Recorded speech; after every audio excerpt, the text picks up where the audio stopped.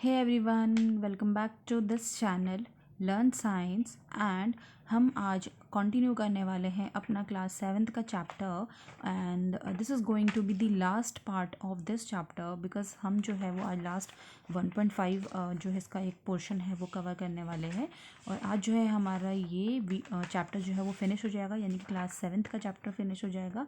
And we are है, मैं आपको बता देती हूँ, हम यहाँ पे बात कर रहे हैं mode of nutrition in plant, यानी कि प्लांट को जो है वो न्यूट्रिशन कैसे मिलता है, इस चीज़ के बारे में हम यहाँ पे बात कर रहे हैं। और व्हाट इज़ द थिंग कि मैं आपको बता देती हूँ ताकि आपको ढूंढने में दिक्कत ना हो। चैप्टर नंबर 1 है ये, ओके। सो इसके हम आई थिंक 3 या 4 वीडियोज़ ऑलरेडी बन चुके हैं, पहले नहीं देखे तो आप प्लीज़ ज़रूर वो वीडियोज़ देख लीजिए। सो आज जो है हम इसका ये वाला पोर्शन डिस्कस करने वाले हैं which is 1.5 and how nutrients are replenish in the soil, okay. यानी कि how nutrients are replenish in the soil, ठीक है। रिप्लेनिश मतलब भरपाई, अगर मैं आपको हिंदी में बताऊँ तो, ठीक है। सो कैसे भरपाई होती है न्यूट्रिएंट्स की, ठीक है, दिस इज़ द मीनिंग। उसके बाद जो प्रॉपर मीनिंग है वो तो हम नीचे जाके इसको पूरा सेक्शन पढ़ेंगे हम, उसके बाद हम डिस्कस करेंगे। तो चलिए फटाफट से बिना हम टाइम वेस्ट करें आज का वीडियो स्टार्ट करते हैं। Have you seen farmers spreading manure to or fertilizer in the field or gardeners using them in lawns or in pots? Do you know why they are added into the soil? आपने देखा होगा, इतने सारे आप कभी गांव गए होंगे या यहाँ पे भी आपने कभी देखा होगा फार्मर्स को खाद डालते हुए अपने खेतों में, राइट। और क्या होता है, या फिर आप ये छोड़िए, आप गार्डन तो ऑलमोस्ट बहुत सारे लोगों के घर में होते हैं, गार्डन भी छोड़िए, आई डोंट थिंक सो कि गमले, किसी के पॉट्स जो होते हैं, पॉट्स आर दी गमलास, ओके। सो गमले तो ऑलमोस्ट हर किसी के घर में रहते हैं। सो आपने देखा होगा कि आप उसमें पेड़ पौधे, या आप या आपके पेरेंट्स जो हैं वो पेड़ पौधे उसके अंदर लगाते हैं, फिर उसमें प्रॉपर पानी देंगे, फिर उसके बाद उसमें टाइम टू टाइम खाद भी देंगे, that is called the manure और फर्टिलाइजर, ठीक है, दोनों one in the same thing. ठीक है। सो आप जानते हैं कि ये सॉइल में हम क्यों ऐड करते हैं, या जो भी इसे ऐड करता है फार्मर्स और कोई भी, वो क्यों ऐड करते हैं, ठीक है, ये हम पढ़ेंगे यहाँ पे। You learn that plants absorb mineral nutrient from the soil. अब भाई इससे पहले वाली वीडियोस में मैंने आपको ये चीज़ बताई थी कि प्लांट्स जो हैं वो मिनरल्स लेते हैं कहाँ से, सॉइल से, okay. So their amount in the soil keep on decline. अब भाई एक चीज़ बताइए, अगर मैं एक पॉट से पानी लेती रहूँगी, सो एक टाइम ऐसा आएगा ना जहाँ पे उसका पानी ख़त्म हो जाएगा। सिमिलरली भाई अगर प्लांट सॉइल से न्यूट्रिएंट्स लेते रहेंगे, सो एक टाइम ऐसा आएगा ना जहाँ पे सॉइल के न्यूट्रिएंट्स भी ख़त्म हो जाएंगे। आपने ये वर्ड भी सुना होगा आई थिंक कि जो है वो एक ज़मीन जो है वो बंजर हो गई, लाइक वहाँ पे अब कोई प्लांट्स हम जो है वो उगा नहीं सकते, राइट। हम उगा नहीं पाएंगे प्लांट्स जो है वो, तो क्या होगा वहाँ पे फिर कि अब अगर हम उगा नहीं पाएंगे वहाँ पे, तो इस ये क्यों होता है, क्योंकि हम बार बार वहाँ पे प्लांट्स उगाते रहते हैं और उसके बाद क्या होता है एक टाइम पे कि वो ज़मीन जो है उपजाऊ जो होती है उसकी जो मतलब कैपेसिटी होती है वो बिल्कुल ख़त्म हो जाती है, ठीक है। सो यही चीज़ यहाँ पे बोली हुई है कि मिनरल्स न्यूट्रिएंट्स जो होते हैं वो सॉइल के जो है वो प्लांट सारे के सारे एब्जॉर्ब कर लेगा। कैसे एब्जॉर्ब होगा भाई, प्लांट्स ले रहा है। So their amount in the soil keep on declining, यानी कि सॉइल में उनका अमाउंट जो है वो ख़त्म होता रहता है, कम होता रहता है। So fertiliser and manure contain plant nutrients such as nitrogen, potassium, phosphorus etcetera.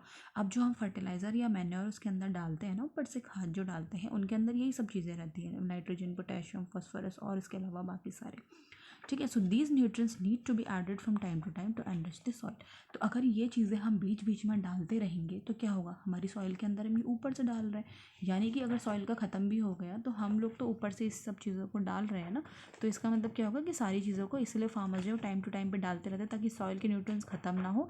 और सॉइल के न्यूट्रिएंट्स ख़त्म नहीं होंगे तो क्या होगा, प्लांट्स को न्यूट्रिएंट्स मिलते रहेंगे, प्लांट्स को न्यूट्रिएंट्स मिलते रहेंगे तो फार्मर्स जिस चीज़ के लिए हमारा ग्रो कर रहा है वो उसका जो वो चीज़ें है वो सक्सेसफुल हो रहा है, okay. So these okay, we can grow plants and keep them healthy if we can find out the nutrients requirement on plant, ठीक है। सो हम जो है इस तरीके से अपने प्लांट्स को जो है वो हेल्दी एंड गुड रख सकते हैं। So usually crops required a lot of nitrogen to make proteins. अब हमें पता है कि प्रोटीन बनाने के लिए हमें नाइट्रोजन की ज़रूरत होती है। सो सिमिलरली प्लांट्स को जो होता है, क्रॉप जो होती है जो भी हमारी, उसको भी बहुत सारी नाइट्रोजन चाहिए होती है प्रोटीन्स बनाने के लिए। After the harvest the soil become deficient in nitrogen, though nitrogen get is available in the plenty of the air. देखो अब जब हम फसल की कटाई कर लेते हैं, हार्वेस्ट खत्म मतलब बन गई, कटाई कर ली, तो उसके बाद नाइट्रोजन की जो है वो कमी हो जाती है। हालांकि नाइट्रोजन तो हमारी हवा में भी प्रेजेंट रहती है, plants can not use it the manner they can use the carbon dioxide, but plant जो है वो उस ऑक्सीजन को यूज़ नहीं कर पाते अनफॉर्चुनेटली, जैसे कि वो कार्बन डाइऑक्साइड को यूज़ कर पाते हैं। यानी कि हमें ये सब पता है कि प्लांट कार्बन डाइऑक्साइड लेते हैं और ऑक्सीजन छोड़ते हैं, ये तो सबको पता है। सिमिलरली नाइट्रोजन भी हवा में प्रेजेंट रहती है, बट वहाँ पे वो उसे यूज़ नहीं कर पाते, तो यानी कि नाइट्रोजन की कमी हो जाएगी फिर प्लांट्स को, यही प्रॉब्लम होगी ना। So they need nitrogen in a soluble form, क्योंकि उनको नाइट्रोजन होता है ना किसी में सॉल्युबल फॉर्म में चाहिए होती है। So the bacterium called rhizobium can take atmosphere nitrogen and convert it into soluble form. एक राइजोबियम बैक्टीरिया होता है, वो क्या करता है, वो हेल्प करता है प्लांट की इन सब चीज़ों में। यानी कि हर बैक्टीरिया खराब नहीं होते हैं, कुछ बैक्टीरिया बहुत अच्छे भी होते हैं, जस्ट लाइक राइजोबियम है। राइजोबियम जो is a very good for plant. अब इसका रीज़न मैं आपको बता चुकी हूँ। प्लांट को चाहिए होता है नाइट्रोजन, नाइट्रोजन कहाँ से, उसे न्यूट्रिएंट से तो ख़त्म हो गया सॉइल में से जो उसे मिला, या ख़त्म नहीं हुआ तो यह बहुत कम क्वांटिटी में रहा। अब ऑक्सीजन में हवा में जो नाइट्रोजन प्रेजेंट रहता है उसको वो यूज़ नहीं कर सकता। सो राइजोबियम का यहाँ पे काम आता है। राइजोबियम क्या करता है, उस नाइट्रोजन को ले लेता है और उसके बाद उस नाइट्रोजन को वो सॉल्युबल फॉर्म में कन्वर्ट करता है, और जैसे ही नाइट्रोजन सॉल्युबल फॉर्म में कन्वर्ट हो जाता है उसके बाद उसे प्लांट ले लेता है। Okay, now the bacterium called rhizobium can take atmosphere nitrogen and convert it into soluble form, but rhizobium cannot make its own food, so it live in the root of the gram peas. But a problem rhizobium के साथ क्या आती है भाई, rhizobium तो तब लेगा ना नाइट्रोजन जब वो जिंदा रहेगा। अब वो अपना खाना कैसे बनाए, जिंदा रहने के लिए तो खाने की ज़रूरत है, क्योंकि rhizobium अपना फूड खुद नहीं बना सकता। तो वो क्या करता है, वो ग्राम, पीस, मूंग, जितनी भी ये दालें होती है ना, इन सब के रूट्स में रहता है in the form of legumes and provide them with nitrogen. Okay, so क्या करेगा, उनकी रूट्स में रहता है तो वहाँ से उसे खाना मिलता रहता है, प्लांट्स उसे खाना देते रहेंगे, ठीक है। और ये क्या करेगा, ये प्लांट्स को नाइट्रोजन प्रोवाइड करता रहेगा। मोस्ट ऑफ द पल्सेस, यानी कि दाल को हम इंग्लिश में पल्सेस बोलते हैं, are obtain from the legumes plant. तो जितने भी लेग्यूम्स प्लांट जो होते हैं वहाँ से हमें पल्स जो है वो राइजोबियम उसमें प्रेजेंट रहता है और हमें वो मिलता रहता है। In return the plant provide food and shelter to the bacteria. जैसे कि मैंने आपको बताया कि इन रिटर्न में राइजोबियम की कैसे हेल्प करेगा प्लांट, उनको फूड, शेल्टर और उनको खाने के लिए जो है वो चीज़ें प्रोवाइड करता रहेगा, ठीक है। So they have a symbiotic relationship, right. इससे पहले वाली वीडियो में मैंने आपको पूरा अच्छे से एक्सप्लेन किया था व्हाट इज सिम्बायोटिक रिलेशनशिप। अगर आपने नहीं देखी तो आप वहाँ पे जाके चेकआउट कर सकते हैं। सो ये लोग जो हैं एक तरीके का सिम्बायोटिक रिलेशनशिप फॉलो करते हैं। This association is of great significance for the farmers. और इस तरह की एसोसिएशन जो रहती है वो एक ग्रेट हेल्प करती है फार्मर्स की। Okay, so for the farmers they do not need to add nitrogen fertilizer to the soil in which leguminous plants are grown।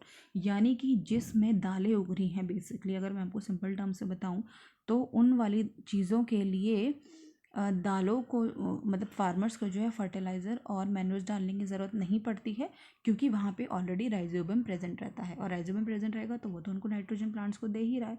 सो इसलिए इन वाले टाइप्स के फील्ड में जो है फार्मर्स को ज़रूरत नहीं पड़ती है। ओके, सो अब यहाँ पे क्या हुआ इन दिस चैप्टर, अब देखिए आपने क्या किया। In this chapter you learned that most of the plant are autotrophic. हमने इस चैप्टर में क्या क्या पढ़ा, हम वो एक बात से पूरा का पूरा रिवाइज करेंगे कि सारे के सारे ज़्यादातर प्लांट जो होते हैं वो ऑटोट्रॉफ्स होते हैं। ओनली फ्यू प्लांट्स जो होते हैं adopt other mode of nutrition. कुछ ऐसे प्लांट्स होते हैं जो कि अदर मोड ऑफ न्यूट्रिशन अपनाते हैं, जैसे पैरासिटिक हो गए एंड सेप्रोफिटिक हो गए। इनके बारे में भी हमने प्रीवियस वीडियो में पढ़ा हुआ है। They derive nutrition from other organism, क्योंकि ये न्यूट्रिशन अदर ऑर्गेनिज्म से लेते हैं, that is fine. Okay, all animals are categorize as heterotroph. Animals जितने भी होते हैं वो सब हेटरोट्रॉफिक होते हैं, हेटरोट्रॉफ्स के अंदर आते हैं, क्योंकि वो डिपेंड करते हैं प्लांट्स के ऊपर या फिर अदर एनिमल्स के ऊपर अपने फूड के लिए। So can we say that the insectivorous plant are partial heterotrophs. तो क्या हम ये कह सकते हैं कि इंसेक्टिवोरस प्लांट जो है वो पार्शियल हेटरोट्रॉफ्स है? ऑफकोर्स, क्योंकि वो भी जो है वो एक तरीके से इंसेक्ट्स पे डिपेंड कर रहे हैं, यानी कि किसी दूसरे फूड पे भी डिपेंड कर रहे हैं। Okay, so yes we can say partially, यानी कि पार्शली हो सकते हैं, नॉट फुली। ओके, सो यहाँ पे आज जो हमने कीवर्ड्स पढ़े, ऑटोट्रॉफिक के बारे में पढ़ा। You all know what is autotrophic, मैं एक्सप्लेन कर चुकी हूँ। क्लोरोफिल क्या होता है, हेटरोट्रॉफ्स क्या होता है, होस्ट क्या होता है, इंसेक्टिवोरस क्या होता है, न्यूट्रिएंट्स क्या हो गए, न्यूट्रिशन क्या हो गया, पैरासिटिक क्या हो गए, photosynthesis, saprotrophs, saprophytic and stomata. ये सारी की सारी टर्म्स मैंने आपको बहुत अच्छे से एक्सप्लेन करी है। सारी की सारी वीडियोस अगर आप देखेंगे तो सारा पूरा चैप्टर आपको समझ में आ जाएगा। और वीडियोस को ज़रूर देख लीजिए, पुरानी जितनी भी प्रीवियस वीडियो है, सो दैट आपको पूरा का पूरा चैप्टर बहुत अच्छे से क्लियर हो जाएगा और समझ में आ जाएगा। उसके बाद नीचे कुछ पॉइंट्स है कि हमने आज के चैप्टर में क्या क्या चीज़ें पढ़ी हैं। ओके, सो ये सारी की सारी चीज़ें आप पढ़िए, और इसके बाद किसी भी चीज़ में अगर डाउट होता है आपको इस चैप्टर के, तो let me know in my comment section. So आज के लिए बस इतना ही। वीडियो अच्छी लगी तो लाइक ज़रूर कर दीजिए, शेयर ज़रूर कर दीजिए अपनी सभी फ्रेंड्स के साथ में, और चैनल सब्सक्राइब नहीं किया तो चैनल को सब्सक्राइब कर दीजिए। बेल नोटिफिकेशन ज़रूर हिट करिए, तभी आपको आगे आने वाली वीडियोज़ की नोटिफिकेशन मिलेंगी। Till then, bye bye. Thank you for watching.